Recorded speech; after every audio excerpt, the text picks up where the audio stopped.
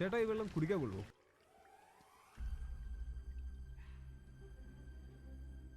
Complete മിനറൽസാ, ധൈര്യമായിട്ട് കുടിച്ചു.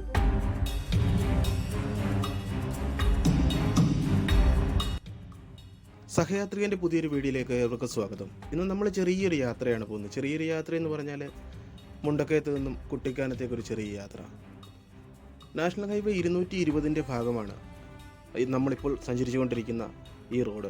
മുണ്ടക്കയത്ത് നിന്നും കൊടികുത്തി എന്ന സ്ഥലത്തെത്തുമ്പോൾ റോഡിന് ഇടതുവശത്തായിട്ട് മനോഹരമായിട്ടൊരു വ്യൂ പോയിൻ്റ് ഉണ്ട്. കുറച്ച് നാൾ മുൻപ് വരെ ആരും ശ്രദ്ധിക്കാതിരുന്നൊരു സ്ഥലമാണ്. കാരണം മറ്റൊന്നുമല്ല, അവിടെ ബോയ്സ് എസ്റ്റേറ്റിൻ്റെ ഭാഗമായിട്ടുള്ള റബ്ബർ മരങ്ങളാൽ നിറഞ്ഞു നിൽക്കുന്നൊരു പ്രദേശമായിരുന്നു അവിടെ. അപ്പോൾ അവർ കാലാവധി കഴിഞ്ഞ റബ്ബർ മരങ്ങളൊക്കെ മുറിച്ച് മാറ്റിയപ്പോൾ അവിടെ നല്ലൊരു വ്യൂ പോയിൻ്റായിട്ട് പിന്നീട് മാറുകയാണ് ഉണ്ടായത്. അപ്പോൾ നിരവധി സഞ്ചാരികൾ എത്തുന്ന ഒരു സ്ഥലം കൂടിയാണിത്. നല്ല അടിപൊളി സ്ഥലമാണ്. അടിപൊളി സ്ഥലമെന്ന് പറഞ്ഞാൽ തന്നെ നല്ല കാഴ്ചകളാണ്. ഏത് സമയത്ത് ചെന്നാലും നല്ല ഒരു അന്തരീക്ഷമാണ് അവിടെ. ചില സമയത്ത് കോടമഞ്ഞ് വന്ന് മൂടാറുണ്ട്.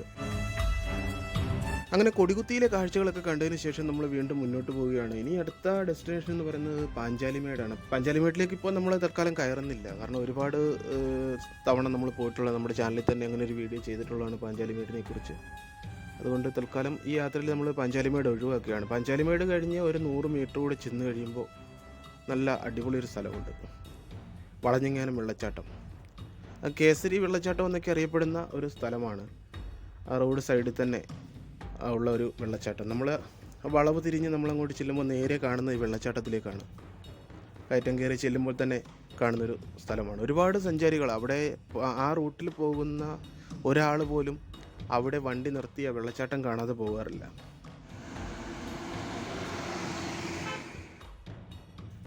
അതുമല്ലെങ്കിൽ പിന്നെ KSRTCയിലോ അങ്ങനെയുള്ള ലൈൻ ബസ്സുകളിൽ വരുന്നവർ മാത്രമേ ഉള്ളൂ അവിടെ ഇറങ്ങാതെ പോകുന്നത്. അല്ലാതെ നമ്മുടെ സ്വകാര്യ വാഹനങ്ങളിലൊക്കെ വരുന്ന ഒട്ടുമിക്ക ആളുകളും അവിടെ ഇറങ്ങി വെള്ളച്ചാട്ടം ആസ്വദിച്ച്, അതിൻ്റെ സൈഡിൽ ഒരുപാട് കടകളൊക്കെ ഉണ്ട്. ആ കടകളിൽ നിന്നൊക്കെ ചായയും ചെറുകടികളും ഒക്കെ കഴിച്ച് ആ വെള്ളച്ചാട്ടത്തിൻ്റെ ഭംഗി ആസ്വദിച്ച് തന്നെയാണ് എല്ലാവരും അവിടുന്ന് കടന്നു പോകുന്നത്.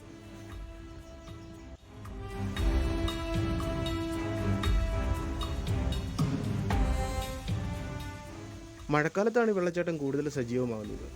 മഴക്കാലം കഴിയുന്നതോടെ അതിൻ്റെ ശക്തി കുറഞ്ഞ് ഡിസംബർ ജനുവരിയൊക്കെ ആകുമ്പോഴേക്ക് പൂർണ്ണമായി വറ്റിപ്പോകുന്നൊരു സ്ഥിതിയാണ് നിലവിലിപ്പോഴുള്ളത്.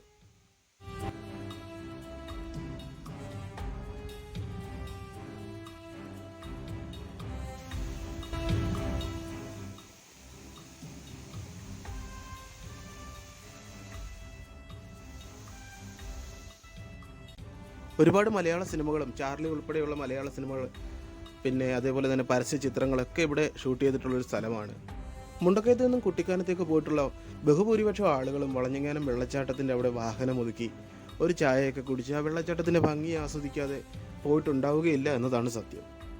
മറ്റു വെള്ളച്ചാട്ടങ്ങളിൽ നിന്നൊക്കെ വ്യത്യസ്തമായിട്ട് നമ്മൾ പോകുന്ന വാഹനം ഏതാണോ ആ വാഹനത്തിൽ ഇരുന്ന് തന്നെ നമുക്ക് വെള്ളച്ചാട്ടം ആസ്വദിക്കാനുള്ള ഒരു സാധ്യതയാണ് വളഞ്ഞങ്ങാനത്തുള്ളത്. കാരണം റോഡിനോട് ചേർന്ന് തന്നെയാണ് ഈ വെള്ളച്ചാട്ടം സ്ഥിതി ചെയ്യുന്നത്. നല്ല തിരക്കുള്ള സ്ഥലമാണ്. റൈഡേഴ്സൊക്കെ അവിടെ വാഹനം നിർത്തി ആ വെള്ളച്ചാട്ടത്തിന് അവിടെ മുഖമൊക്കെ കഴുകിയിട്ടൊക്കെ യാത്ര ചെയ്യുന്നത് കണ്ടിട്ടുണ്ട്. അപ്പോൾ ഏത് സമയത്ത് ചെന്നാലും അവിടെ നല്ല തിരക്കാണ്.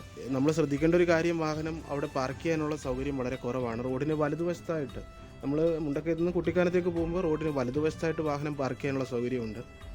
അവിടെ പരമാവധി ആ സൈഡിലേക്ക് ചേർത്ത് വാഹനം പാർക്ക് ചെയ്തിട്ട് ശ്രദ്ധയോടുകൂടി റോഡ് ക്രോസ് ചെയ്ത് പോയി വെള്ളച്ചാട്ടം ആസ്വദിക്കുന്നതാണ് ഏറ്റവും ഉചിതം. ഈ വീഡിയോ നിങ്ങൾക്ക് എല്ലാവർക്കും ഇഷ്ടമായെന്ന് വിചാരിക്കുന്നു. അടുത്ത ഒരു നല്ല എപ്പിസോഡുമായിട്ട് നിങ്ങളിലേക്ക് ഉടനെ തന്നെ എത്തുന്നതാണ്. നന്ദി.